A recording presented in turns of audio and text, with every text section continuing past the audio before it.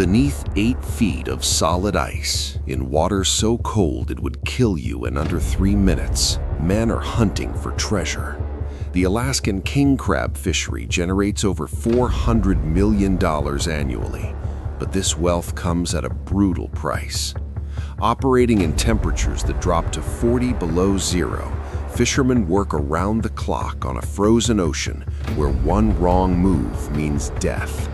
The ice is thick enough to support a tractor, but beneath it lurks darkness, crushing pressure, and one of the most valuable creatures in the seafood industry. This is the story of how extreme cold, engineering innovation, and human determination converge to bring 8-legged gold from the Arctic depths to dinner tables across the world. You're about to witness an industry most people will never see. If you're ready for the truth behind extreme fishing, hit subscribe and let's go beneath the ice. Alaska's deadliest catch, how fishermen pull $1.2 million worth of king crab through 2.5 meters of ice. The Bering Sea doesn't care about your survival. Winter here is a declaration of war against human life. When the temperature plummets, the ocean begins to freeze. Most vessels retreat south. But for a select few, this is when the real work begins. Alaska's northern waters transform each winter into a landscape that seems more alien than oceanic. Pack ice extends for hundreds of miles. Wind speeds exceed 60 miles per hour. Visibility drops to zero during whiteout conditions that can last for days. This is not a place for amateurs. The Alaskan king crab season runs from October through January, when conditions are at their absolute worst. These aren't summer tourist expeditions. These are industrial operations conducted in one of Earth's most hostile environments, where the ocean itself becomes a solid barrier between fishermen and their catch. King crab, Paralithides kamchaticus, a creature that can weigh up to 24 pounds, spans 6 feet from claw to claw, and command prices exceeding $200 per pound in premium markets. They're called the kings for good reason. In Japanese restaurants, a single leg can cost $70. In high-end steakhouses, a full crab platter runs $500 or more. But here's what makes them truly valuable. They're hard as hell to catch. These aren't shallow water creatures. King crabs live at depths between 200 and 1,000 feet, crawling along the ocean floor in near freezing water. They cluster in specific zones, driven by temperature, salinity, and bottom composition that only decades of experience can predict. And when winter ice forms above them, reaching them becomes less like fishing and more like Arctic mountaineering combined with deep-sea salvage. The fishermen who pursue them aren't just sailors, they're engineers, gamblers, and survivors operating in conditions that would shut down most commercial operations on the planet. Their vessels aren't pleasure boats, they're reinforced steel platforms designed to break through ice, withstand 40-foot swells, and process millions of dollars worth of shellfish in holds kept just above freezing. This industry supports entire Alaskan communities. In towns like Dutch Harbor and Nome, crab season isn't just economic activity, it's the economic activity. When the boats come in, processors work 20-hour shifts. When the season ends, towns go quiet. The boom and bust cycle is written into the very identity of Alaska's coastal regions. But before we understand how they're caught, we need to understand what they are. King crabs aren't actually crabs. They're closer to hermit crabs, a fact that becomes obvious when you examine their asymmetrical abdomen tucked beneath their carapace like a secret they're trying to hide. This evolutionary quirk doesn't matter to fishermen, but it matters to biologists trying to understand why these creatures thrive where almost nothing else can. The Bering Sea is brutal by design. Water temperatures hover between 30 and 40 degrees Fahrenheit.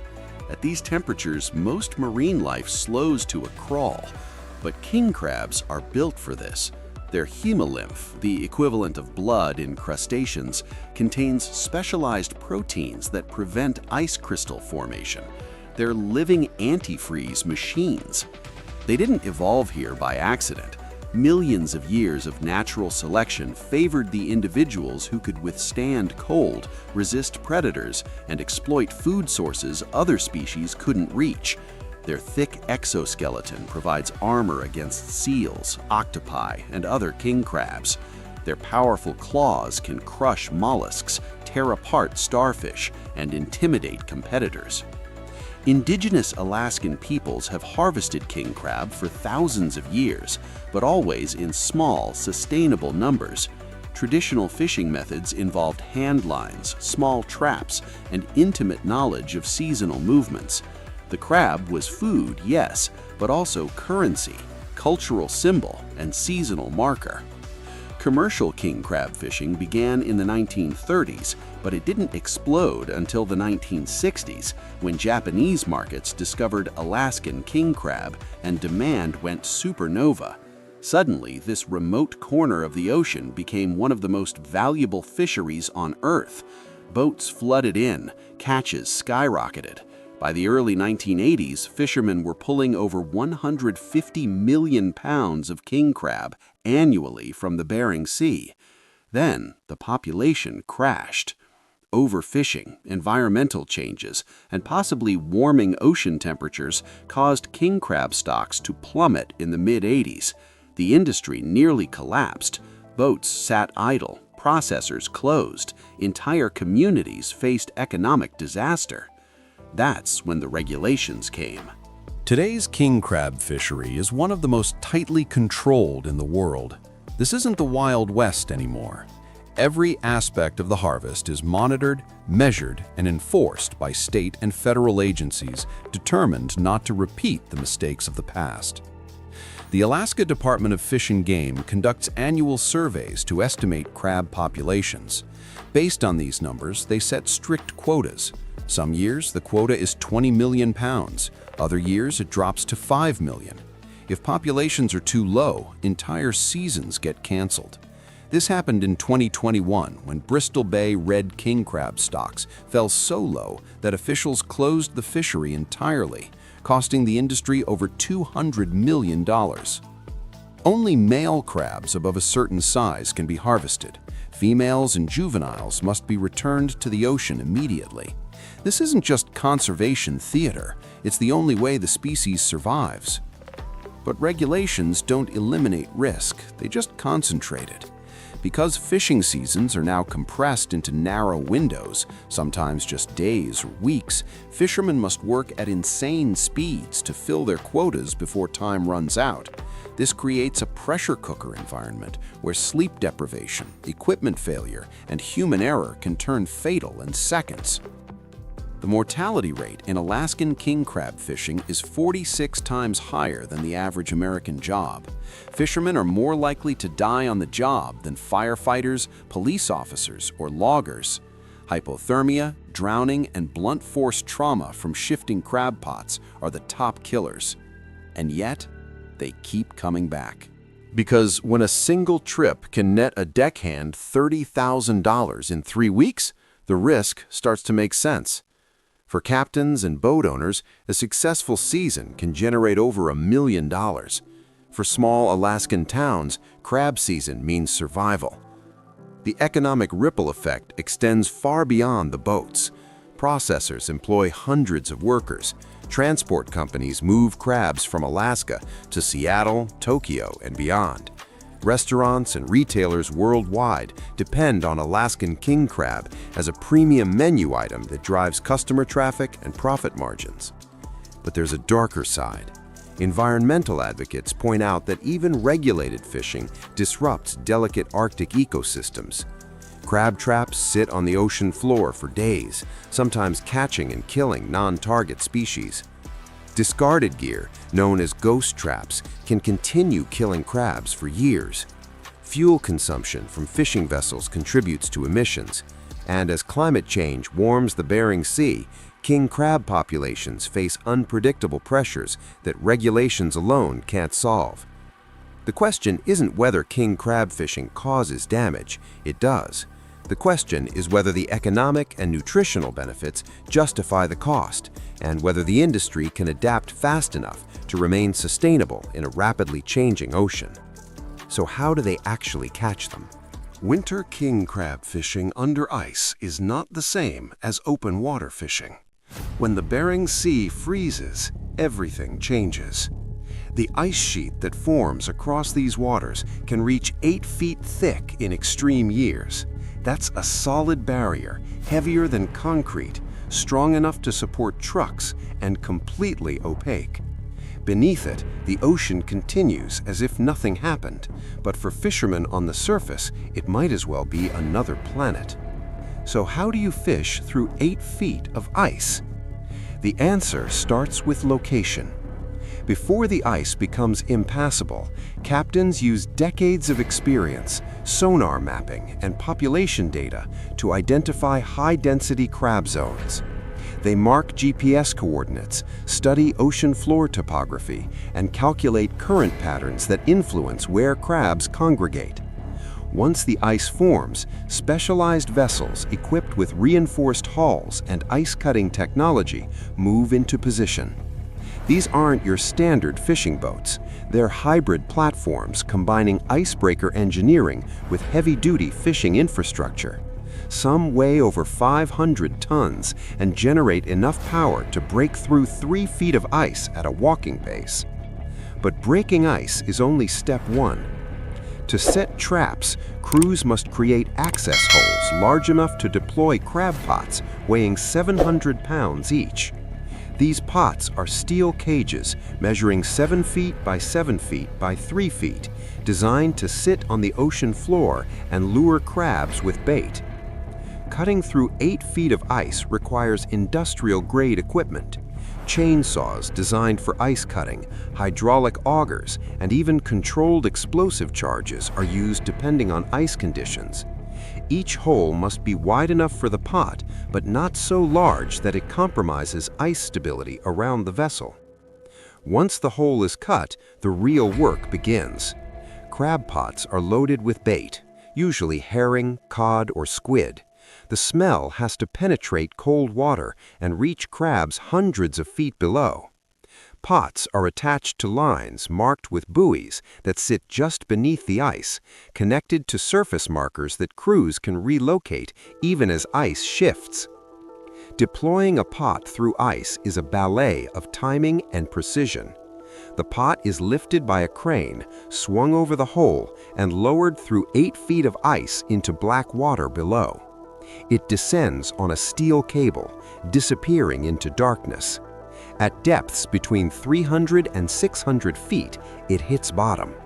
Then they wait. Crab pots soak for 24 to 48 hours.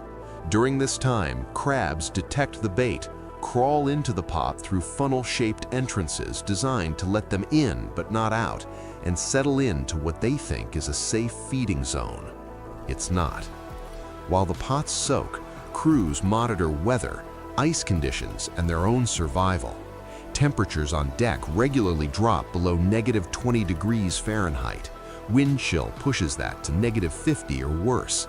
Exposed skin freezes in under 2 minutes. Equipment malfunctions can be fatal. Retrieving the pots is the most dangerous part. Crews return to each hole and use hydraulic winches to haul pots back to the surface. A full pot can weigh over 1,000 pounds. The cable must stay centered in the hole as it rises. If it snags on ice, if the pot tilts, if the winch fails, the entire load can crash back down or swing wildly across the deck. When the pot breaks the surface, it's immediately swung onto the sorting deck. This is where speed becomes everything. Crabs are dumped out in a writhing, snapping mass. Workers wearing insulated gloves and spiked boots move fast, separating legal males from females, juveniles, and undersized specimens. Every crab is measured. Anything below the legal size limit of 6.5 inches across the carapace goes back into the ocean. The keepers are dropped into holding tanks filled with circulating seawater kept just above freezing. They'll stay there until the boat returns to port or until they're processed on board. But here's the terrifying part.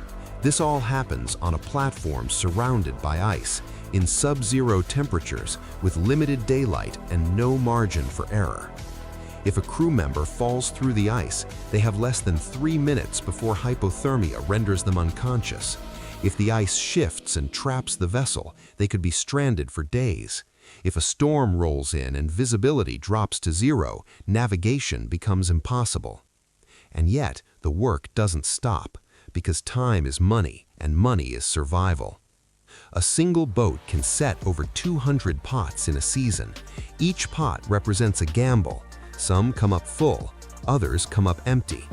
The difference between a profitable trip and financial disaster often comes down to reading the ocean correctly, setting pots in the right zones, and pulling them before competitors do. This is industrial fishing at its most extreme. No safety net, no do-overs, just steel, ice, and human endurance pushed to the breaking point.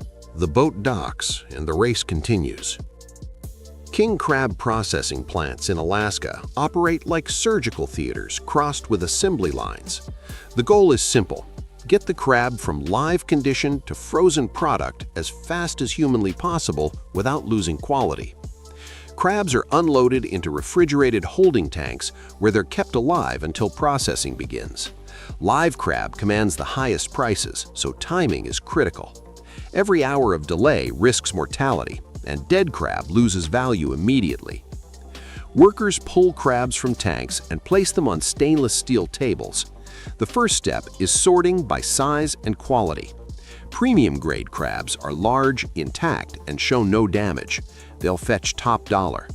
Damaged or smaller crabs get sorted into secondary markets. Next comes the kill and clean. This happens fast. The crab is flipped and the carapace is separated from the body. Gills and organs are removed. What remains are the legs and claws, the parts consumers actually want. These sections are immediately rinsed in cold seawater to remove any remaining viscera. Then they're weighed, graded, and moved to the cooking station. King crab is always cooked before freezing. This isn't just tradition, it's science. Cooking denatures enzymes that would otherwise break down the meat during frozen storage. The crabs are boiled in massive vats of seawater for 12 to 15 minutes, just long enough to cook the meat without making it rubbery. After cooking, the crab sections are rapidly cooled using ice baths or blast chillers. Temperature must drop below 40 degrees Fahrenheit within 30 minutes to prevent bacterial growth. Then comes flash freezing. Industrial freezers drop the temperature to -40 degrees Fahrenheit in under an hour. This creates small ice crystals that don't rupture cell walls, preserving the texture and moisture of the meat. Slow freezing would create large crystals that destroy cellular structure, turning the meat mushy. Once frozen, the crab is vacuum sealed in plastic, labeled with harvest dates and processing facility codes, and packed into insulated shipping containers. These containers are loaded onto refrigerated trucks, then planes or cargo ships bound for distribution centers in Seattle, Los Angeles, Tokyo, and beyond. From ocean to freezer, the entire process takes less than 24 hours. But speed isn't enough. Quality control is obsessive. Random samples are tested for weight, meat yield, and contamination. Federal inspectors monitor sanitation standards. Any batch that fails inspection gets rejected, costing processors thousands of dollars. The economics are staggering. A single king crab can yield 3 to 5 pounds of meat.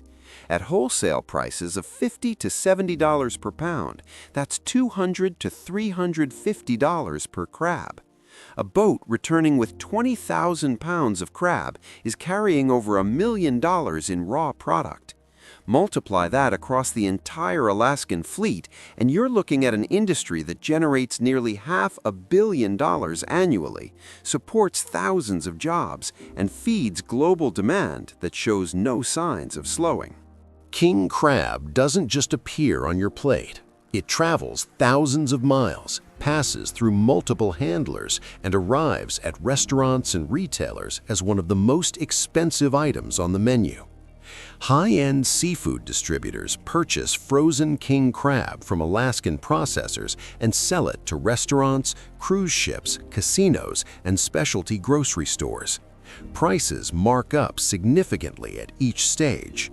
What costs $70 per pound wholesale might sell for $150 retail and appear on a restaurant menu as a $300 entree. Why the premium? Scarcity, quality, and the story. Consumers aren't just paying for protein, they're paying for the narrative of extreme fishing, Arctic survival, and sustainable luxury. King crab has cultural cachet that few other foods can match. In the kitchen, preparation is surprisingly simple. The meat is already cooked, so the goal is reheating without drying it out. Steaming is the preferred method. Crab legs are placed in a steamer basket over boiling water for 5 to 7 minutes. The shells protect the meat from direct heat, keeping it moist and tender. Some chefs prefer broiling with butter and garlic, which adds richness and caramelizes the edges. Others serve it cold with aioli or mignonette, letting the natural sweetness of the meat speak for itself. The texture is unlike any other seafood. King crab meat is firm but delicate, sweet but briny, with a clean finish that doesn't linger. It's the reason people pay $200 for a single crab leg at high-end steakhouses. But beyond luxury dining, king crab plays a functional role in global food systems. It's a high-protein, low-fat source of omega-3 fatty acids, vitamin B12, and selenium. For populations in Japan, South Korea, and coastal China, crab is a dietary staple, not a luxury. And as wild fish stocks decline worldwide, well-managed fisheries like Alaska's king crab industry become models for sustainable harvesting. The regulations that nearly destroyed the industry in the 80s are now the reason it still exists. This is the reality behind the plate. Every king crab leg you see in a restaurant represents a chain of human effort that spans freezing oceans, industrial processing plants, and global logistics networks. It represents fishermen who risk their lives in conditions most of us will never experience. It represents regulations born from ecological collapse and rebuilt through science and restraint. But it also represents something bigger, a tension that defines modern civilization. We live in a world where we can walk into a supermarket in Kansas and buy a creature pulled from beneath Arctic ice 6,000 miles away. We don't think about the engineering required to make that possible. We don't consider the fuel burned, the labor expended, or the ecological calculations that determine whether that creature should be caught at all. King crab fishing is a microcosm of every resource extraction industry on the planet. It's humans pushing into extreme environments to harvest finite resources, walking the razor's edge between sustainability and collapse. The difference is that Alaska got a second chance. The crash of the 80s forced a reckoning.